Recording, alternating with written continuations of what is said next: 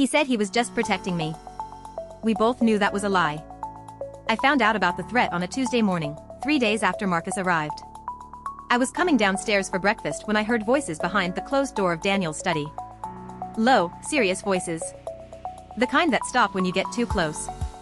I stood in the hallway for a moment, and I caught 2 words clearly through the heavy wood door. My name. And then, Owen Briggs.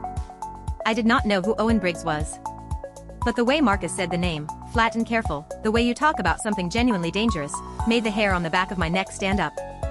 I knocked and pushed the door open before either of them could pretend the conversation was not happening. Daniel looked at me the way he always did when he was deciding how much to tell me. That particular expression, the one that had driven me insane my entire life. Measuring. Calculating. Deciding. Marcus looked at me differently. Direct. Like he had already decided I deserved the truth and was waiting to see if Daniel would give it to me. Owen Briggs, I said. Who is he? Daniel's jaw tightened. Marcus answered. A man your uncle had a business dispute with 2 years ago. It got ugly. Briggs has been making noise recently, and some of that noise has been about you. I felt cold. About me specifically? He thinks you are leverage, Marcus said. Calm. Factual.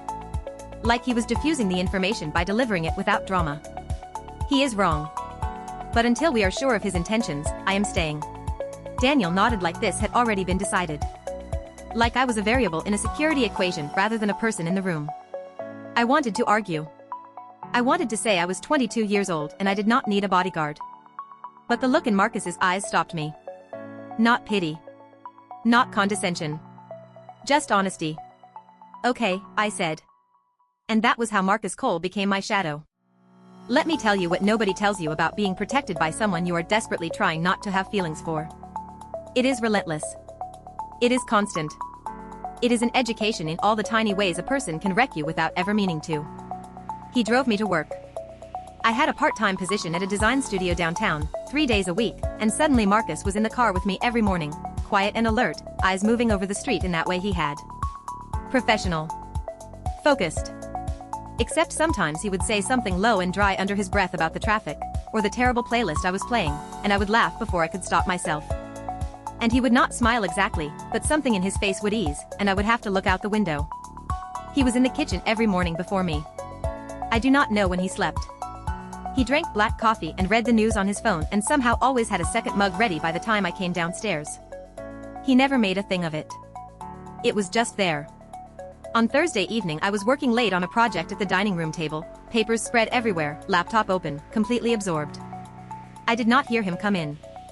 I just suddenly became aware that he was standing in the doorway watching me, and when I looked up, he did not look away quickly the way someone does when they are caught. He just held my gaze for a moment. Then he said, "You have been at that for 4 hours. Eat something." I am not hungry. That is not what I asked. He disappeared into the kitchen and came back 10 minutes later with a plate of food that he set on the corner of the table without disrupting my papers. Then he sat down across from me with his own plate, and we ate in silence, and it was the most comfortable silence I had ever sat inside. I looked up and found him watching me again. "What?" I said. "Nothing," he said. But his voice was different. Quieter. The moment stretched. And then he looked back down at his plate, and I looked back at my laptop, and neither of us said anything else. But something had changed. We both felt it. The incident happened on Saturday. We were at the farmer's market near the house, which I had insisted on because I was not going to let some vague threat keep me from buying tomatoes. Marcus walked beside me, close enough that his arm occasionally brushed mine in the crowd.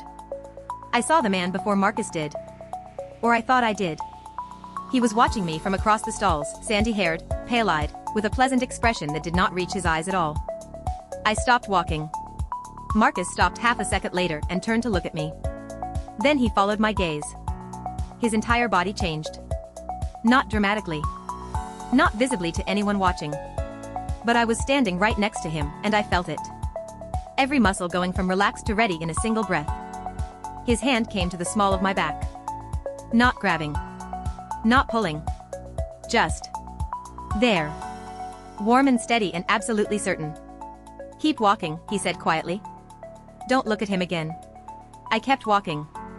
His hand stayed on my back all the way to the car. We did not talk about it on the drive home.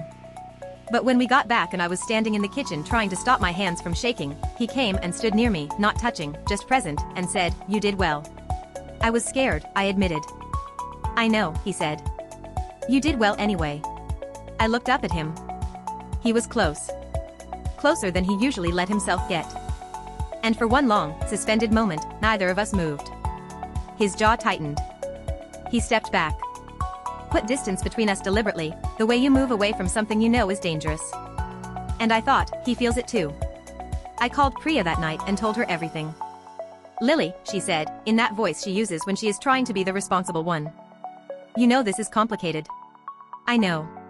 You know Daniel will lose his mind." "I know. And you are going to keep feeling everything anyway, aren't you?" It was not a question. "Yes," I said. She sighed.